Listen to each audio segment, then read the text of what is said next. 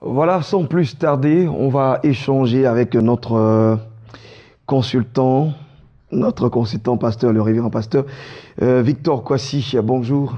Bonjour Blessing. Vous allez très bien. Merci, je vais bien. Alors aujourd'hui, vous avez décidé de parler de connaître Dieu, la connaissance de Dieu ou la conscience de Dieu.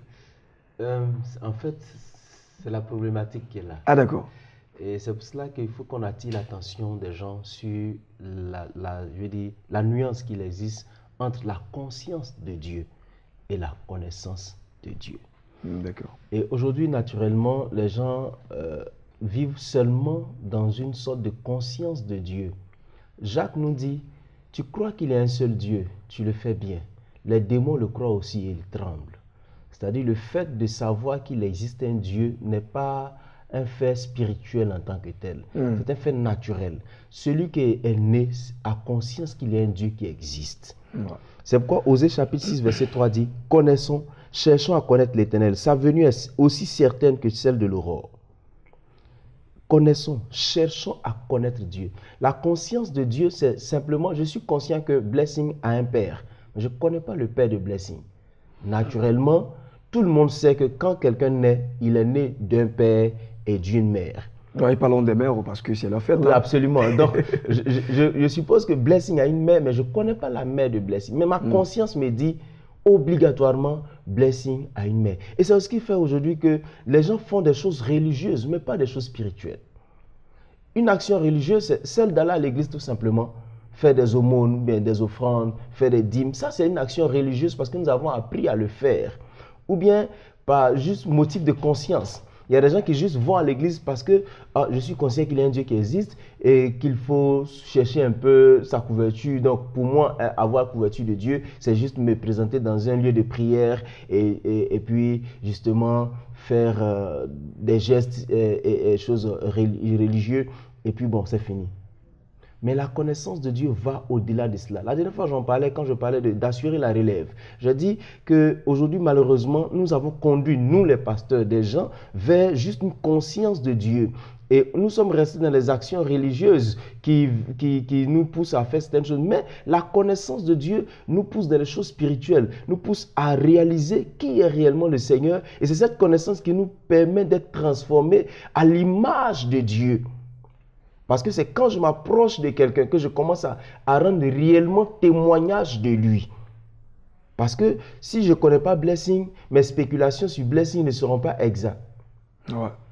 Mais quand je connais Blessing, quand quelqu'un va me parler de Blessing, je dirai mais je le connais parce que ceci. Je rendrai un témoignage exact de Blessing. Alors, aujourd'hui malheureusement, demandons à 10 chrétiens sur 100, qu'est-ce qu'ils peuvent dire réellement de Dieu?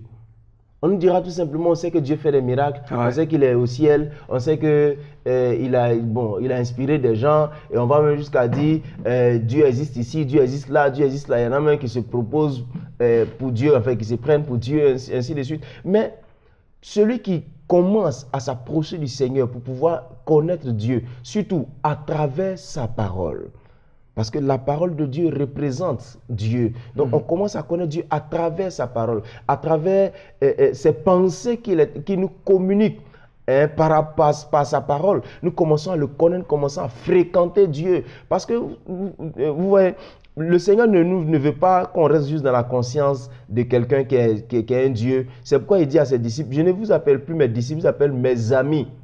Mais même dans notre relation avec Dieu, le Seigneur, il dit, maintenant vous êtes l'épouse, hein, l'église est l'épouse. Et puis nous sommes l'époux. Je parle, lui il est l'époux, pardon. Nous sommes l'épouse. Et après, avant qu'on arrive à cette étape d'épouse, il a dit, nous sommes ses fils. Lui il est notre père. Donc le Seigneur ne veut pas qu'on reste juste dans la conscience de, non, on sait que tu es un homme, tu es là, tu es un Dieu. Non, il veut qu'on puisse aller plus loin. Et aujourd'hui, plus que jamais, c'est le temps de s'approcher réellement de Dieu et d'avoir une connaissance particulière et personnelle de Dieu. Alors, et cela, c'est quoi? Et ça commence par quoi, justement, cette connaissance de Dieu dont vous parlez? Si vous croyez que depuis, nous avons 10 années de conversion, ou même 20 années, et on a encore la conscience de Dieu et non la connaissance, c'est quoi exactement connaître Dieu? Premièrement, parlons du cheminement. J'ai dit tout à l'heure qu'on peut connaître Dieu à travers sa parole. Parce que la seule chose que le Seigneur nous donne, bien l'une des choses que le Seigneur nous donne, la première chose, c'est sa parole. Parce qu'il ne viendra plus se présenter devant nous comme quelqu'un qui vient dire « me voici, connais-moi ». Non, il nous a déjà donné un moyen de le rencontrer, de le connaître. C'est d'abord à travers sa parole. C'est après maintenant la lecture, la méditation, la connaissance de cette parole que nous approchons de Dieu par la prière. Et après la prière, il y a aussi les révélations, je veux dire, les pensées, les révélations, les paroles que le Seigneur nous dit particulièrement pour nous-mêmes. C'est ce qui fait la valeur de notre vie chrétienne, c'est ce qui fait la valeur de notre foi que nous voulons proclamer. Parce que le juste vivra par sa foi. Parce que c'est ta façon de voir Dieu qui détermine ta manière de le suivre. Super.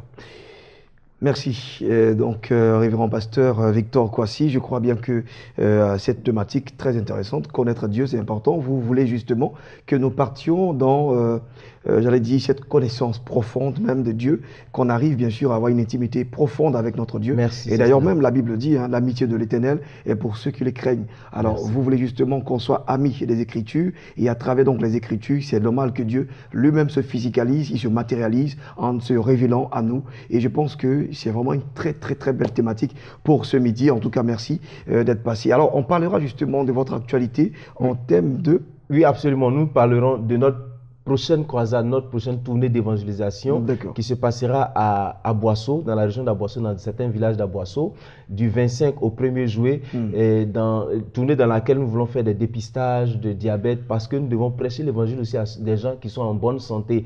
Et aussi, pour tous ceux qui sont à Dabou, nous avons des rencontres d'adoration et de prière tous les vendredis à partir de 15 h au centre culturel de Dabou. Et ce sont des moments de grâce et de rencontres personnelles avec le Seigneur.